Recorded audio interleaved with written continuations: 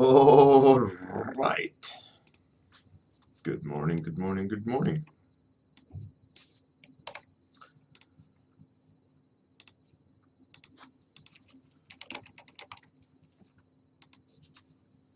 How's everyone doing? It's a good day. I almost forgot what time it was. So I haven't really had time to set up everything, but I'll do it now while people are dropping in.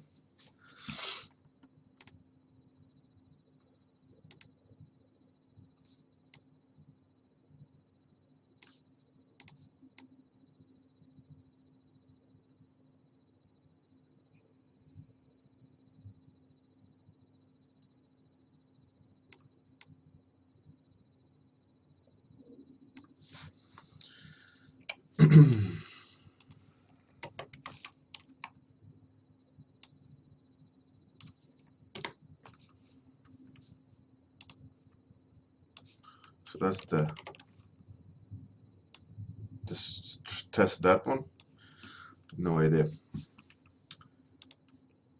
Good morning, Lou Rib, Zealin. Let's fix this one as well. Sorry, guys. Okay. Good morning, Captain Jetlag, Kuru, Pie Master. You're back. Nereda. Thank you, Tim H. Laba and Master 777 Oz for the auto host. Sayart. And again, Captain Jetlag. Perfectly on time. Excellent. I almost missed it, but I am on time.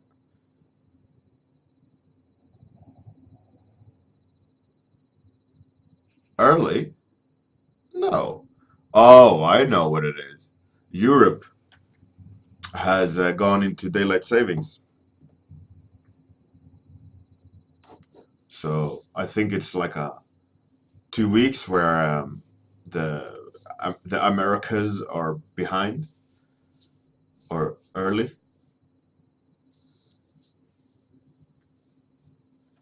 Yeah, let's start throwing some topics. Let's get it going. Um, let's throw out some topics. I'll start doing it. Well, if those who don't know about daylight savings, is the sun rises earlier, and uh, and in order to have some more sun hours, uh, they switch time, so you get more daylight. Hey, Jean Jumalon, thanks for the host. Camera worm. What's a camera worm? I have no idea what that is. That is interesting. Glowworm forest keeper. Ooh. Peony. Peony? Crow? What's a peony? People are like throwing words. I have no idea what they are. Peony? Crow? What is a peony?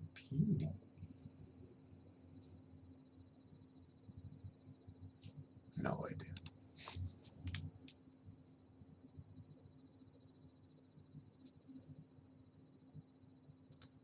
Kratos, Ghost of Sparta. Ooh.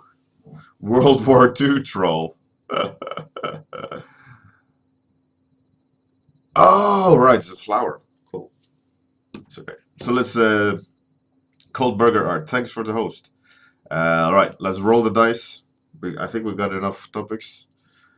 And topic is number 3, which is camera worm is first. 2 is glowworm forest keeper. And number 3 is peony crow. I have no idea what that flower is though. So it's gonna be some not that flower. Peony crow, not crow, crow.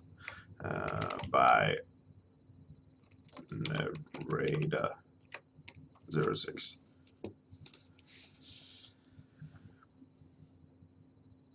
Hey, Rogue 13 poll account. Thanks for the host. Hey, Lyart. You're new. Peony. I have no idea what that flower is.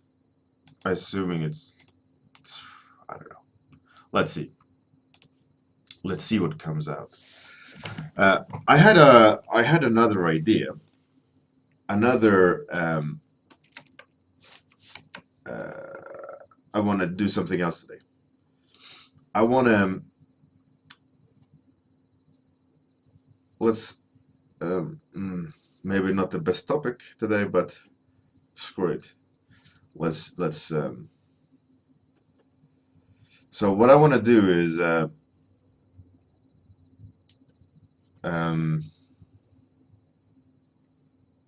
do line art,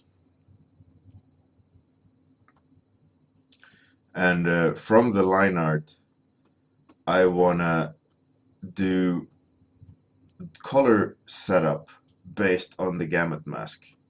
So it's gonna be a character design with the colors from the gamut mask.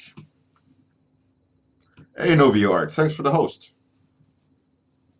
Michael Rachwell, good morning, sirs.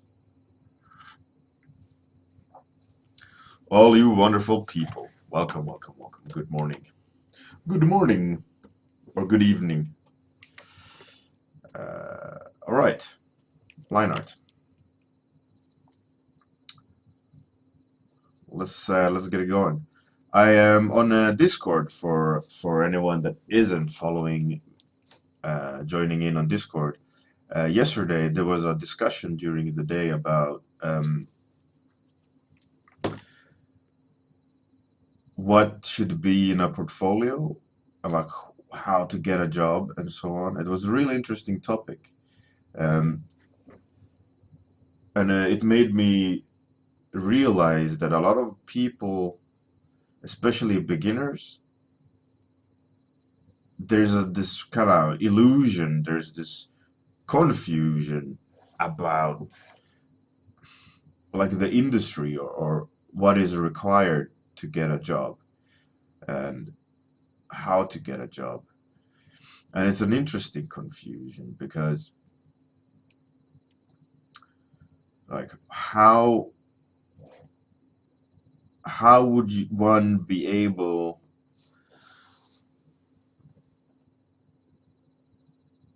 good morning, one Amir.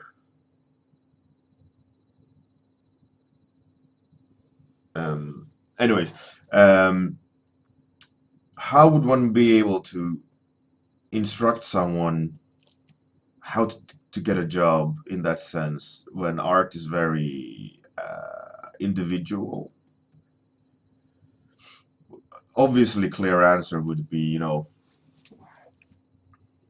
of course, art is individual, but you're also designing for a product or doing art for a product.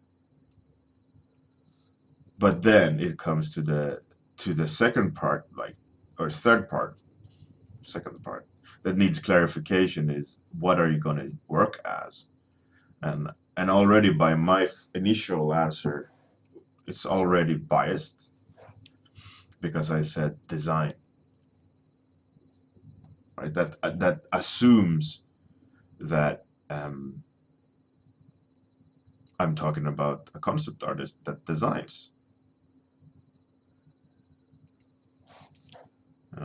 And that is also a huge confusion in people when it comes to how to get a job, and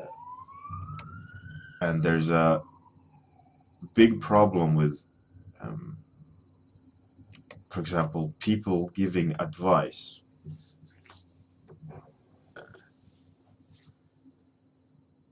Hey, Suzanne Helmich. Yes! Good morning, how's it going? You're back. You've been gone for a while. Glad to see you here again. Anyways, back to topic. The dangerous part of like listening to advice is not realizing that advice is biased, and it's most of the times just advice from someone giving you their point of view, and it's not like a rule book. It's not um, what you gotta do, or what you have to do. It's just, in a way, someone doing their best to try to help you on your way. And I think, based on the discussion everyone had yesterday on Discord, it's quite clear that it's a huge confusion, and what to focus on and what should be in your portfolio, etc. For me, I can give you like suggestions on how to do that, or how to get a job, but like, what's especially important to remember, that a lot of professionals that started out years ago, and the industry is not the same anymore. Like, a lot of people they got in when the industry looked in a certain way, which it obviously isn't anymore. I'd say one way to experience what is required, I'm just thinking aloud here, could be that if a professional to some degree want to change jobs or studios, they have to have a new portfolio. But that new portfolio is based on years of experience, so it's not really even close to a beginner, and what a beginner want to get the job as, or with, there's no confusion on their end what they want to do. Like, let's take Marko Djurdjevic, for example. He wanted to change jobs. No, he has no need to change jobs because he has made his own studio. But hypothetically, let's say he wanted to, right? He wanted to change places where he works. He knows exactly what his portfolio would be, and people would exactly know what he's good for and hire him based on that, right? So that's completely clear. And if someone would hire Marko Djurdjevic, they would know what they would get, right? There's a lot of underlying information in that, like, statement that. Uh, 1 second. I'm gonna read and try to continue. Uh,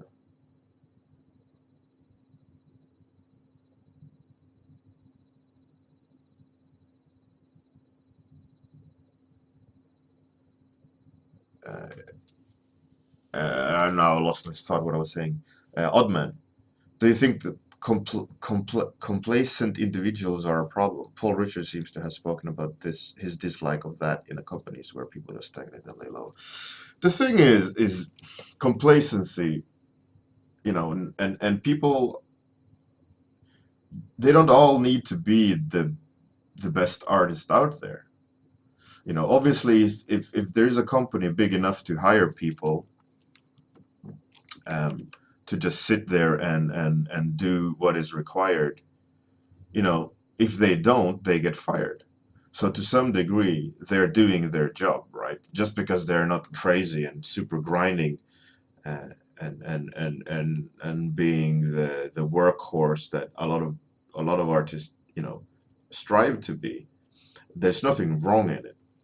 They are team players to the degree of what is required for the job. Maybe they're jaded, maybe they're just bored, maybe they don't like the studio politics, or whatever it can be.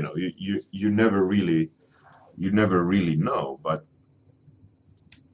if someone doesn't do their job, they're definitely going to be fired. So to some degree, you have to, like Oddman, think about what that statement actually says, or the loaded aspect of that statement.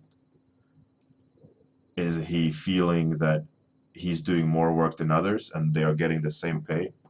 Then it's that guy's problem. Then he needs to go talk to the company he works for and says, listen, this guy works less, I am working way more. So you can't say you have to pay that guy less. You have to convince them that they should pay you more because you're doing more, right? You want more responsibilities or you're doing more. And if they say no, you're not going to get more.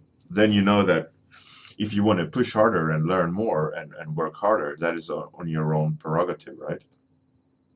So maybe that slower artist at the studio, the complacent one, had the same thought and went, okay, if they're not going to pay me, then I'm just going to work hard, just hard enough. That can happen as well. That became like a complete random offshoot. Nice job, by the way, Susanne Haumig, on the fire scene. It looked really cool. It looked like a level up attempt. Like you really had to push to get it done correctly, and it looks great, and it shows that you put lots of effort in. Anyways, back to the topic of getting hired. There's listening to the discussion, and there was this, I don't know, and just confusion, like what should you put in? What should I have in the portfolio to give me a job? But a lot of people don't, like, how to phrase it. It felt like no one is really thinking about what they want to do, or where they want to work, or what are they as an artist. There's a lot of confusion about that. Like, do you need to be a robot? Do you need to be, to what degree do you only do what you want as an artist versus designing the product, right? And I think it's important to design something. You're designing your product, right? So there has to be a degree of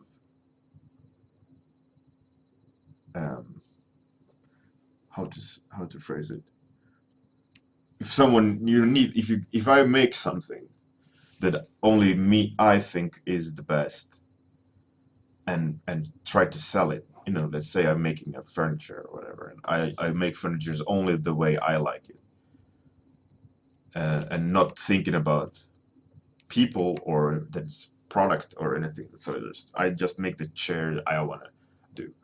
Maybe I think it's the best chair and no one else does, and that obviously that company is going to fail instantly because no one's going to buy my chair, right? Because maybe it's a cheap one. I don't know how to do it.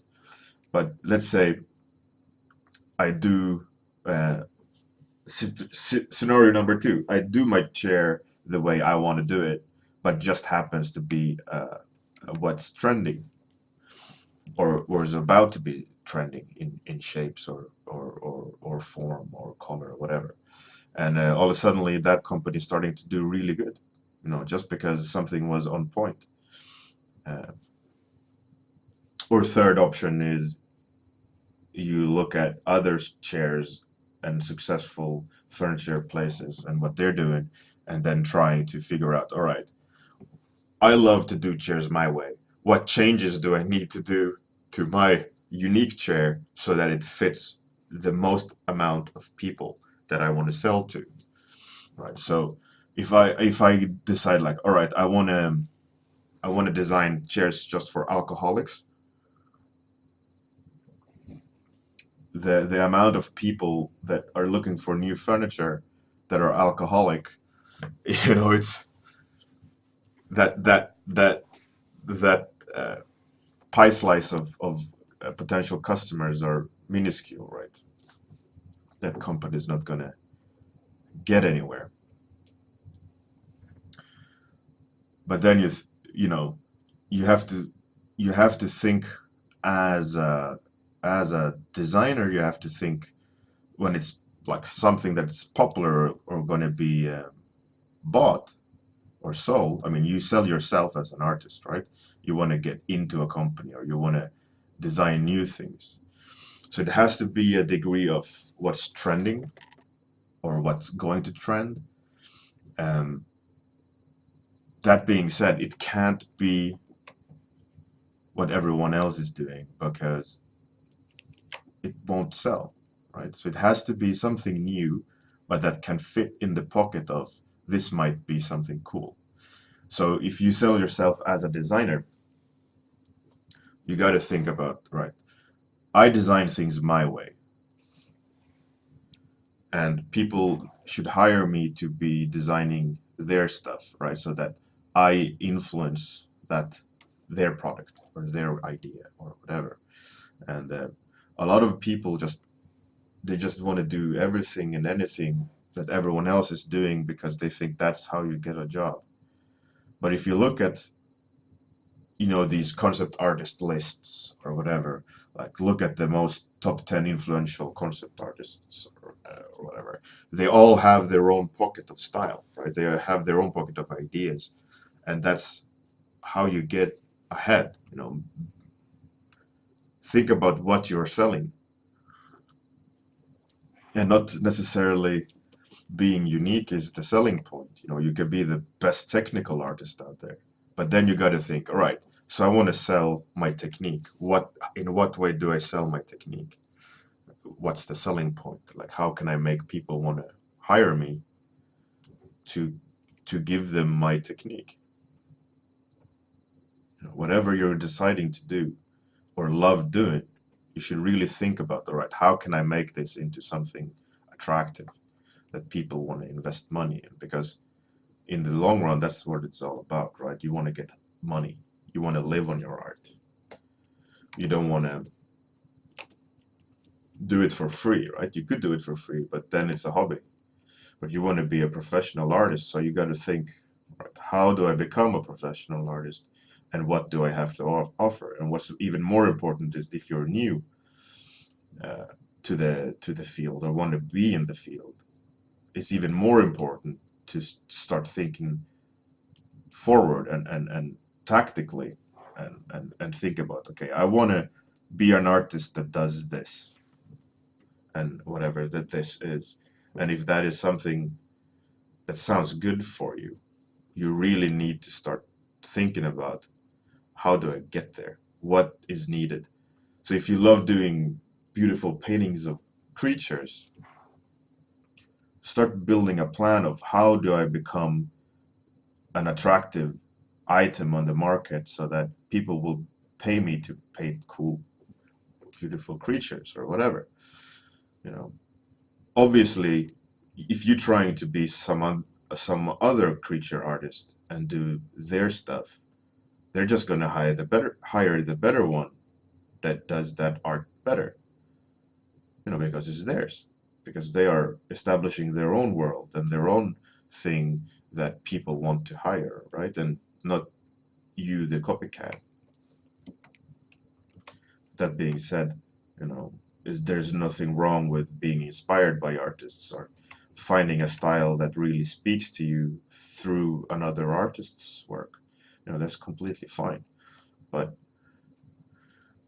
as I always say it, over the years, there's always people who steal my ideas and copy my ideas and things like that. And I don't worry about it because it's, how even fast they copy something. I know that I will always be 2 steps ahead because I am doing it. And I'm not looking what they're doing and trying to imitate them imitating me, because then they're going to be leading. In that way. Does that make sense? Mm. Michael, so you're asking like how to get a first freelance job, uh, how to get one if you already have a portfolio. You have to look at your portfolio and think, what am I actually trying to sell here? What do I want to do? And then if that is, in your case, Michael, you probably want to be a character designer. Look at your portfolio and think, are these the most interesting characters I can do? Can I change them? And don't look at the technical aspect. Look at them as characters, and do you want to play as them?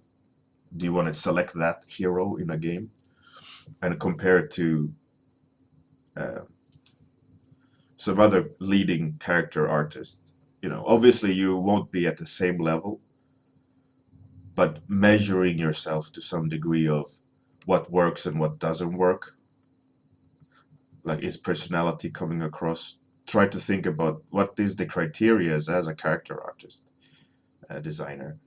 What do I need to nail in order to get hired?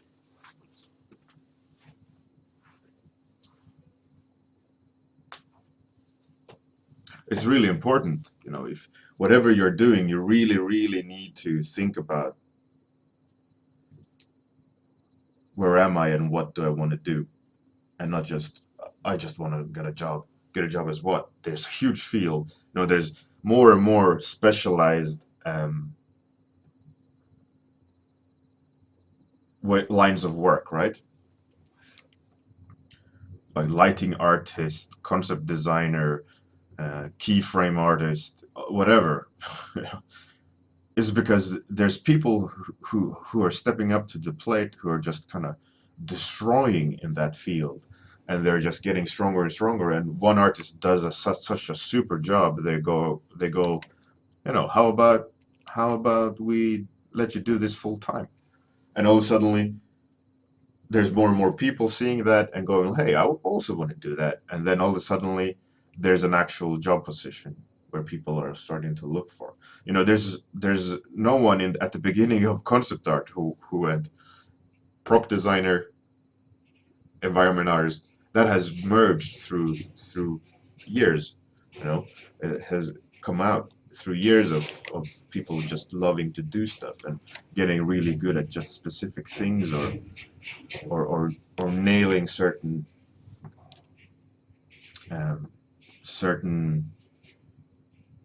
categories of style, and all of a sudden that becomes a standard.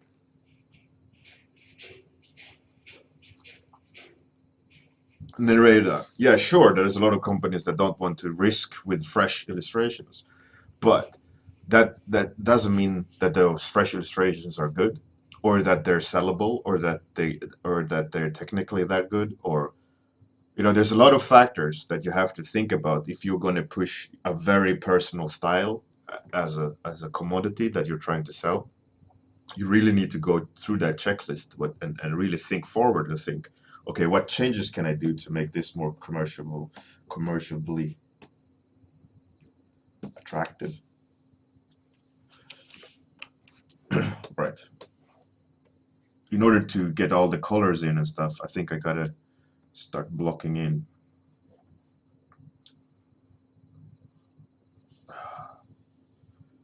Let's do this. I'm kind of shooting myself in the foot by blocking in with gray first.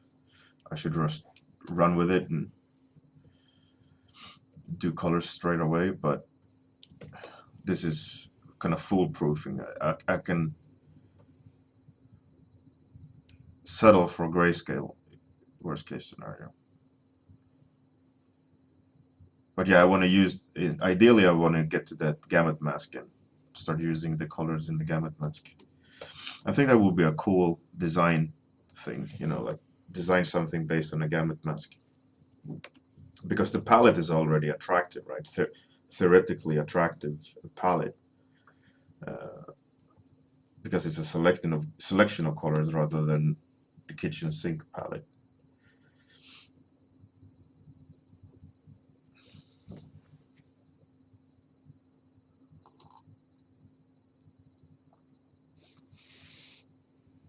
Le Rib. Yeah, definitely. Definitely there is.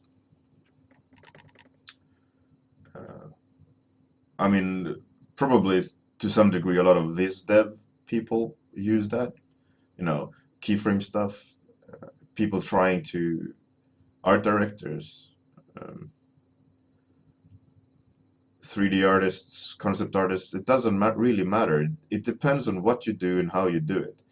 And like I said, if you think that doing 3D 2D mix is the best, make sure that it is the best that you can do, and be inspired and do your stuff that you love doing. And when you marry like love and technical ability together, even though you're a beginner or anything, you know, work will come at some point. Because if you just get good enough at it, uh, people are going to want to pay you to do that cool stuff for them as well. And it's all down to like what you want to do and what you love doing. I love designing stuff. I love coming up with new ideas. So I've been focusing on doing that all these years, and that's why I get hired to do it as well. You know, like I've mentioned many times on this warm up, is I'm far from the best technical artist out there. I'm quite shitty and dumb when it comes to like fine art and how to shade and color theory and all these things. But you know, I'm trying to learn. I'm trying to catch up with the more schooled people, but that's not my biggest concern. My biggest concern is to evolve my ability to come up with ideas and being creative and coming up with new stuff rather than trying to um, you know, it's down. I decide what I want to do, and what I decided I want to do from early on was to create stuff. I want to be a guy that gets hired to help them design worlds and not and characters and people that live in there, and not just do orthographics or do props in from a world that someone else has already created. You know, I would always wanted to be the guy, you know, taking your hand and pulling you into this world.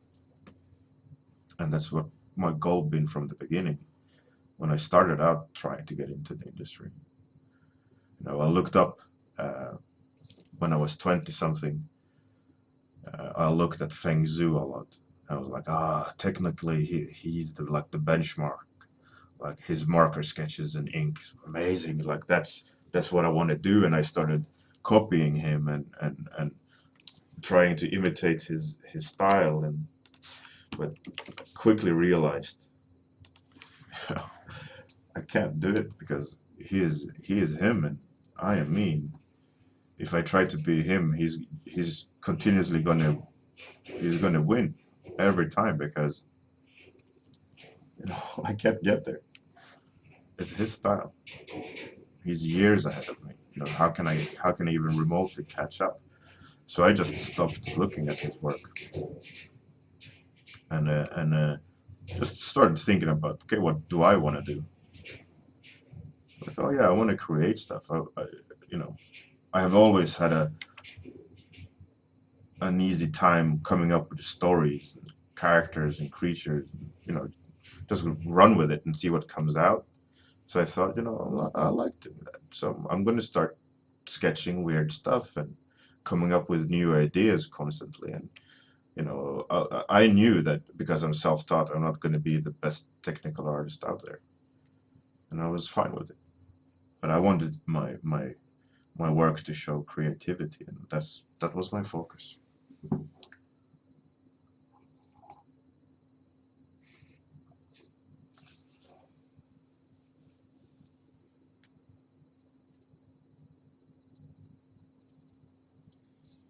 Olivia, the blocking. Definitely, Suzanne. It's so obvious when someone doesn't like their job.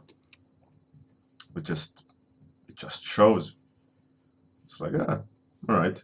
He's was he punches the clock, right? Or she.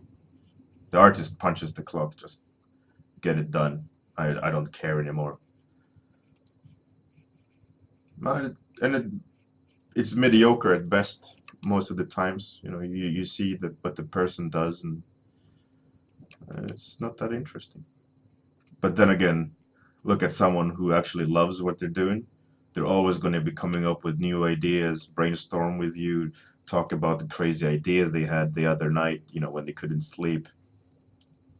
Those are the people who's fun to work with, right? They want to do something new. They want to push something, or you know, they want to improve technique or whatever we're discussing. You know, in this instance, I'm very keen with to work with creative people, and that's for me is a lot of fun. and that's what I love doing. So obviously I'm going to be talking about more about that than learning how to render skin the best. But you know, each one is different, and each one is excited by their own thing.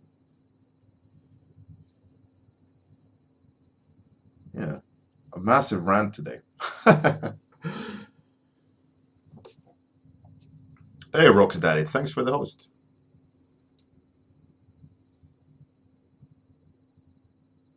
Mm,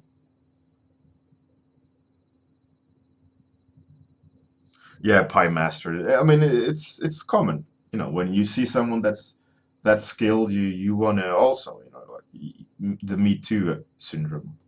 You just want to also be that good, or do that style because they do it so well and has such an impact. You also want to be in that position, but the the f- the there's always a point where you put those things aside, which is great, you know. And the faster you figure things like that out, I mean, not in particular like this is the thing you have to learn in order to be successful. You know, a lot of people become successful copying. Um, you know, maybe, you know, I'm not saying that's wrong. It's wrong for me. That's not what I wanted to do.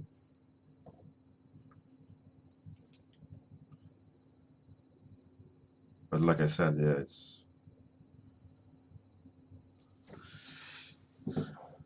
it's different. Oh, time's up.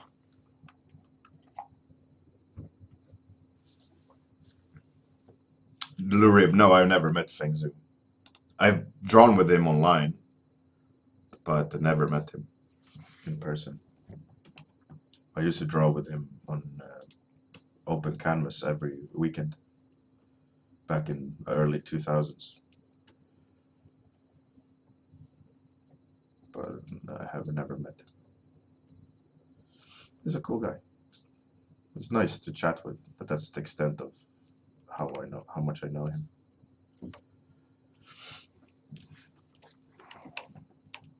All right, time's up. I'm not gonna have time to color. It is fun to do though. Interesting concept, perhaps. Uh, is the peony crow. Thanks for the topic, narrator. It generated a rant. It generated a odd line art gamut mask exploration. I don't know. It was fun though.